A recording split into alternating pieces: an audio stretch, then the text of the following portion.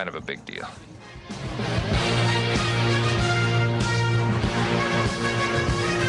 He could go all the way.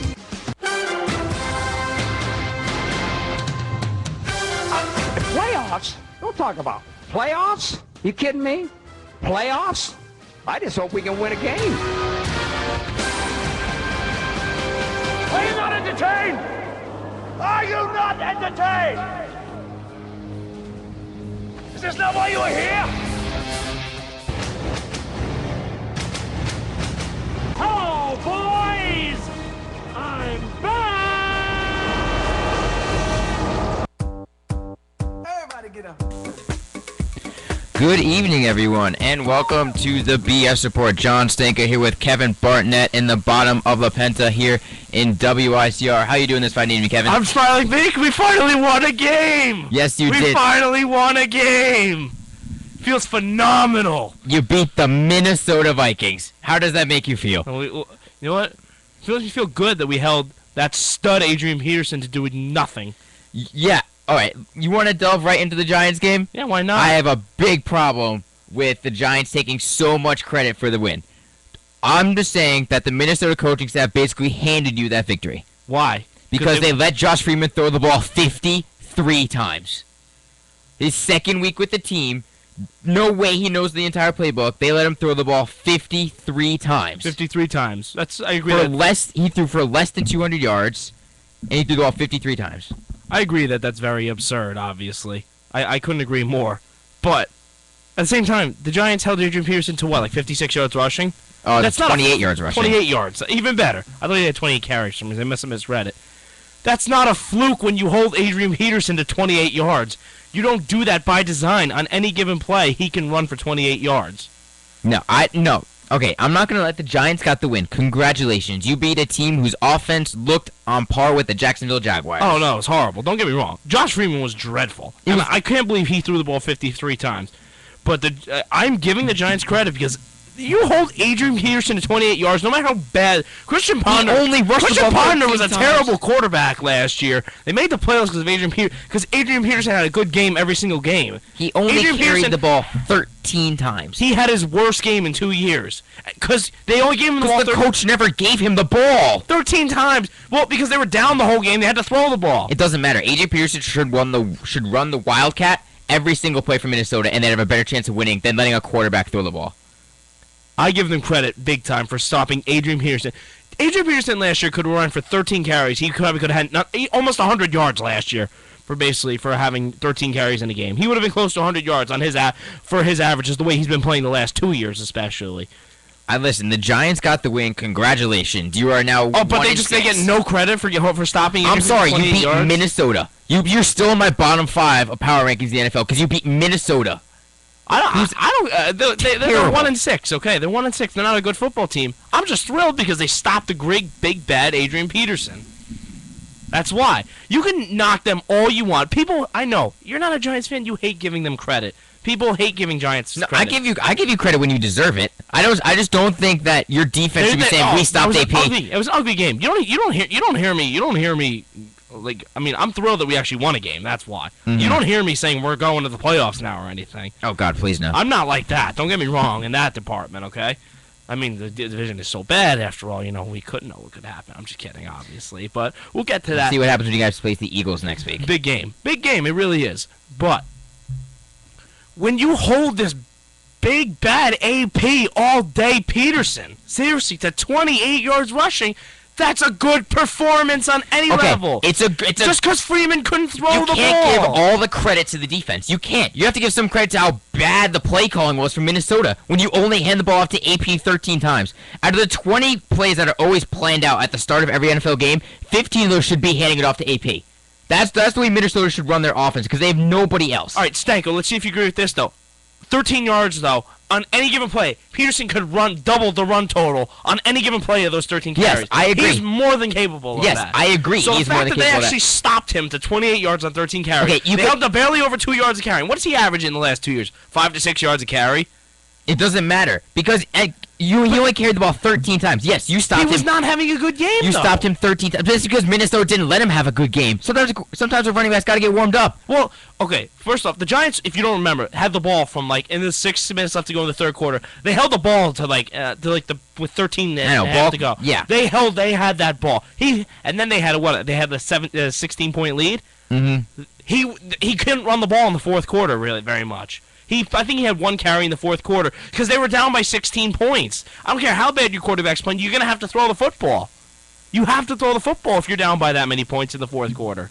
Maybe if they got a score. Freeman was awful. I couldn't agree more. But he had 16 overthrown balls. 16 overthrown balls. He was dreadful. He was dreadful, and I am not saying that. I'm not saying he played decent on any level because that may have been the worst quarterback performance I've seen since Ryan Lindley against the Jets last year. Okay, now, all right. I want Adrian Peterson. We can agree is the best running back in the NFL. Yes, absolutely. Best running back in the NFL. Yes. The Minnesota only got him 15 touches. 15. That's it. Yeah, he should get more. He should get at least 25. He should get more. At least 25. He should. I'm not disputing that. I really am not. But he did not have a good game, and I give the Giants credit. He didn't for have that. a chance to have a good game when he only touched the ball 15 times. Oh, that's more than most running backs have in a game nowadays. You put him on Green Bay, he'll never get the ball. All they'll do is have him run screens. Well, that's the thing. AP is your best offensive weapon, and they only got him 15 touches. I'm saying the Giants. In the second half, though, they could not. I'm sorry. In the second half, they can't give him the ball though because they were down by so much. Pass. They did. They tried. He got nothing. He only caught 2 passes. You can't say they tried when he only was targeted 4 times. They did try. I'm telling you, they did try. The Giants always had people on. He was only targeted 4 times. Stanko, I watched every play of every game. Freeman should have just thrown 3. I watched, and he fumbled at the end of the game too. But the Giants didn't challenge it because they were going to win. If you don't realize, he also fumbled too at the end. He has a fumble problem. He's a great running back, but he does have a fumble problem. He did fumble at the end of the game too. Well, so did Peyton Hillis. Oh, he fumbled way in the beginning of the game though, but he picked it up, and the Giants actually recovered it. But he recovered his own fumble. Peyton Hillis did, yes. Peyton Hillis, who would have thought in the world he would have had 5 catches for 45 yards? Exactly. Where did that go? He had a better game than AP because the Giants let him have a better game because they actually trusted him with the ball. They had to trust him with the ball because they were up by 16 points. They had to kill the clock. No, they had to do it. And they have to do it because they don't have any other running backs. The Giants deserve partial credit for the win. Partial credit also goes to the awful coaching in Minnesota. I'm not disputing that Minnesota should have had a better game plan. I'm just thrilled that it's... When you hold Adrian Peterson to 28 yards, and no matter how many carries he gets that are more than 10 yards, he got more than 10 carries. He had double-digit carries, and you hold him to 28 yards on double-digit carries. That's you're doing something right. You did something right for that amount of time. Right. But the offensive coordinator whoever's calling the plays for Minnesota has to know that 13 carries, he can bust one open. Why didn't they feed him the ball more often? When you're throwing on first down and you're Minnesota, you're doing something wrong. Usually by the 13th carry, Peterson has a big run by then. He does. That's a fact. Usually by the time he has 13 carries, he has big runs by then. Is there any stat to prove that? I wish there was, honestly. We're just going on general knowledge. Like the first carry of the year he had was a 78-yard touchdown. Yeah, that was his highlight of the year so far. Yeah, I mean, he maybe not in the best state right now, obviously because of the tragic death of his son. He may not be in the best state, but I'm sorry. I'll let you finish your point. Actually, I'm sorry. No, it's fine. It's fine. It's just that I can't. Again, the Giants fans, you're happy and good for you. Your offense played fine, too. Eli Manning didn't throw an interception. Thank God. First time this season, right? He didn't throw an interception? Yeah, absolutely. First time this season. He only threw the ball for 200 yards. He only averaged 5 yards a throw. But, I mean, that was what you guys needed to do to win. But, I mean, listen, the Giants fans are happy. Giants defense deserves some credit, but also some credit goes to Minnesota and their coaching staff for being They're not a good football game team. It's that simple. I think they're going back to Ponder, honestly. I think they should go back to Ponder. No, they already announced him he's starting next week. Ponder? No. Freeman. Really? That's not a good move. Leslie Frazier already announced Not it. a good move because honestly, if you game plan with Ponder, that means you give the ball to AP more. If that should be the smart game plan, that really is. Freeman's not cut out for the system, I don't think. I mean, Freeman's not cut out for anything. Chris Carter this morning absolutely laid into Josh Freeman. Said he should be cut from the Minnesota Vikings. Said he shouldn't be a quarterback on any team. Nothing. Also, I really don't like Chris Carter as an analyst. I really don't. I don't think he's very smart. I think he thinks just as he played the game that he's like so much smarter than everybody, which is I disagree with because most NFL GMs did not play the game. Mm-hmm. They weren't like pros or anything, so he thinks just because he played the game, he's a great talent evaluator. No, I don't really like Chris Carter as a... So I wouldn't take what he says seriously. If it was someone like Trent Dilfer, who was smart, then I would. But Trent Dilfer also laid into him on Monday night after the game. Trent Dilfer did. But Trent Dilfer is logical, and he backs his stuff up. Chris Carter just speaks in... if you haven't realized by now, I'm not very a fan of many ESPN analysts, honestly. I'm really not. I mean, they have smart guys like Ditka, and... I don't like Ditka.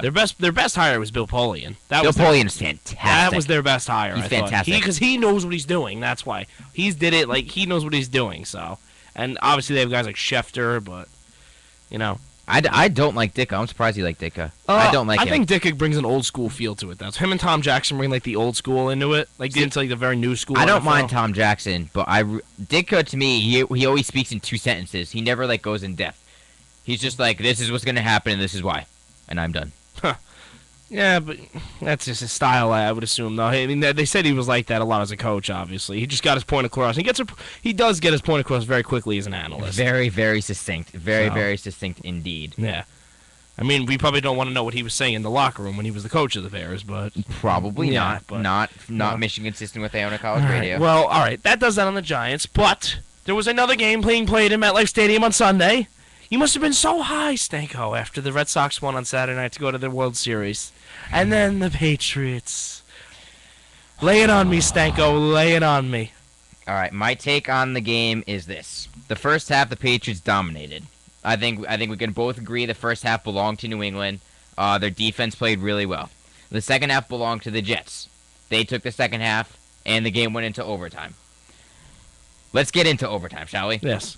Can I make one thing, though, just before we get into overtime? What's that? Tom Brady did not play good at all in the second half. No, Geno Smith outplayed Tom Brady in the second half. I'm not going to deny it. I cannot. I mean, I was shocked. He was overthrowing people very much. I agree. And I'm not you going to can't deny pin this game on the receivers whatsoever. Many times he's been cut in slack. Except for in the second half when Rob Gronkowski missed the ball because he lost it in the sun.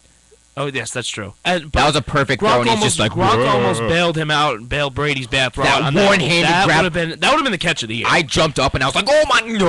That would have been the catch of the year if he caught that. He jumped over a guy, and he would have caught it with one hand. He almost bailed. That was a bad throw by Brady. It was a bad throw by Brady. He made a lot of bad throws. I was like, I mean, I'm not saying it's a sign of bad things to come, but... You can't pin this one on the receivers. No, I'm not. No, Brady did not play well in the second half. Geno Smith outplayed him in the second half. I'm not going to deny that. All right, now let's go to overtime, definitely. But overtime, Patriots get the ball. They don't do anything with it. Jets get it, and they march down the field, and they get stalled on a 56-yard field goal attempt. Everyone knows 56-yard field goals. It's a long-range field goal. Nick Folk has not made above a 50-yarder this entire season. His season high was 48. He made every single field goal, though. He has made every single field, but 56 yards, that's a task even Janikowski would have trouble with. Or Legatron. Huh. But, so he kicks it.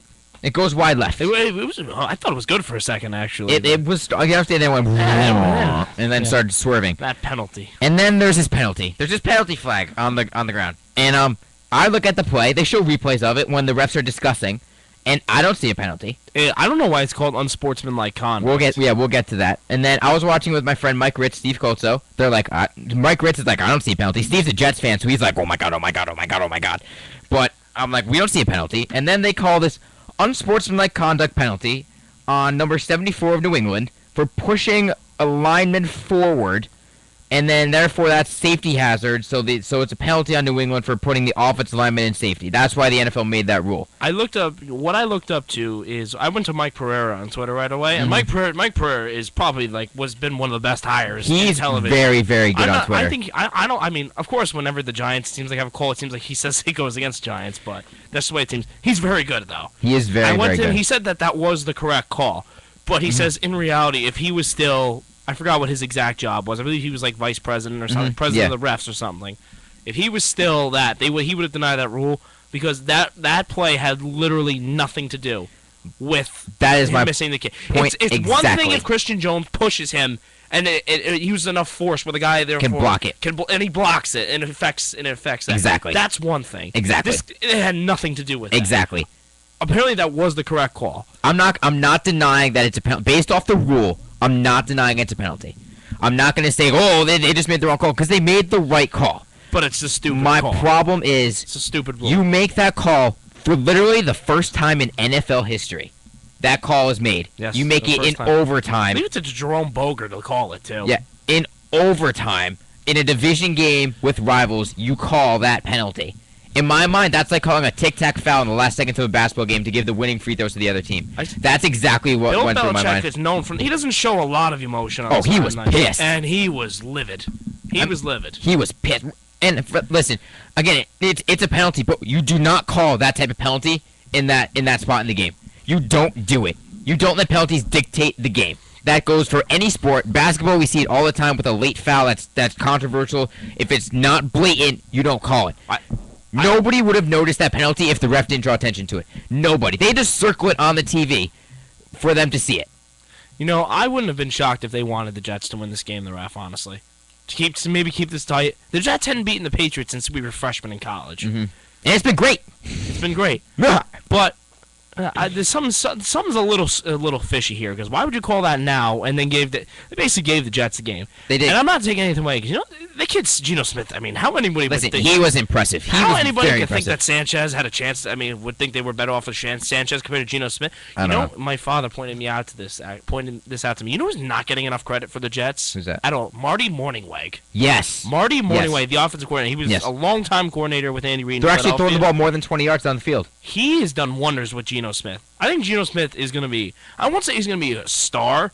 He's going to be a very capable quarterback. I see him as like an Andy Dalton type of quarterback right now. He does the rookie mistakes, obviously, but he's been impressive in a lot. I see him on the pathway of like an Andy Dalton. He's one I'm impressed by him because he's fast, obviously. Oh, yeah. He's a smart runner, though. He's not like Kaepernick or Russell Wilson, where they just run whenever or they want. RG3, yeah. Or RG3, when they can just run whenever they want. He's a smart runner. He only runs when he has to run.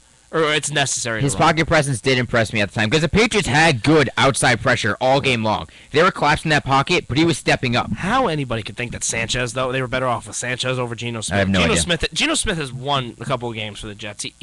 His legs won him the game in Tampa Bay, because it allowed Levante David to make that bonehead play. Mm-hmm. He beat Atlanta. He did wonders in Atlanta. Yep. And I think he actually played. He was the reason why He the outplayed Jets Brady. won. He did outplay Brady, but the reason the Jets won this game is because of that penalty.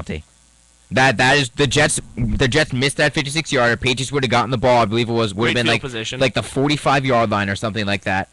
And we're 20-yard or 30 yards. We're in field goal range. You know what? I think that I still think the Patriots honestly were the better team. I think one bad throw by Brady and then Antonio Allen made it. That was a great play by Antonio Allen. The pick six. Oh yes, the pick six. Geno Geno did make a bad throw, obviously, which Logan Ryan ran it back to the house. So. Yep. It was a very good game. It was a very good football game. It was the most entertaining game besides the Sunday night game, which we'll get into. Yeah. But I mean, I'm not angry that we got gypped off a penalty, because it was the right call. I'm just angry at the way we lost that game, because frankly we might have deserved to lose that game, but it's the way we lost it. I thought the Patriots should have won. Honestly, I thought they should have won. I mean. Listen, it can go either way. It was a very evenly played game, especially in the second. I mean, Patriots owned the first half, Jets owned the second half. Overtime, it was best 2 out of 3. Whoever wins the periods wins. But I mean, it baffled my mind that they would make that call at that time, and the Jets tipped them off to it too. It was reported that they warned the refs that the Patriots do this. Yeah, so I was just reading this article right, like a couple of minutes ago. Actually. Now, credit goes to the Jets coaching staff for pointing that out, because if you knew that rule. I mean, good for you, because I mean that's good coaching. I'm not going to deny that. I mean, I know other coaches do it too, so it's not cheating or anything, because every coach goes to the refs and say, "Oh, you should watch out for this." Leave it to Rex Ryan to make a fuss about it. Though. Exactly. The thing is that he was probably so tired of losing the Patriots. There is a video of a Jets player doing that exact same play earlier in the game, and if you go to other games, Boston Barstool has been putting up GIFs of the same play with the same thing happening in other games that are not just the New England Jets game. Yeah. It's just. Listen, it's a penalty. I guarantee you that penalty gets called now way more often. A lot of times, what's a penalty? You know, it's a rule. It's a penalty if you push your own player forward. So every time a running back's trying to get in the end zone and line and push him in, it's a penalty. Trying to push him in. Is that really a penalty? Yeah, it's supposed to be a penalty. I didn't know that. Remember the Bush push against USC Notre Dame? Oh, yeah. Should have been a penalty in Reggie Bush. You're not allowed to do that. But well, I mean, listen, that penalty's now going to be called so much more often, because it's got the attention, so coaches are going to be, look for that, look for that, look for that, look for that. Exactly. And whoever says the Patriots don't get a penalty called against them now is crazy. Because listen, that's the most ridiculous penalty so far this season. Hands down. At that point in the game. Yeah, I agree. I really agree. I was irate, but I stayed silent because I was in the Heinz Athletic Center, so I could not be loud and boisterous. So I just colored myself in a hoodie and just went on my laptop and just went and started doing homework to relieve I would have stress. been And I was like, outraged. this needs I to would have stop, been this needs to outraged. stop. I really would have been outraged. All right, but anyway, that does that for the Giants and Jets. Now, anyway, on to the most talked about game this past Sunday. Well, let's take a break first, then we'll go into that game. You want to take a break? Let's take a break first. I need to relieve some tension in my voice because I'm still very... You can do that, Stanko. All right, we're going to take a short break here on WICR. This is the BS Report with John Stanko and Kevin Barnett. We'll be right back after this short music break.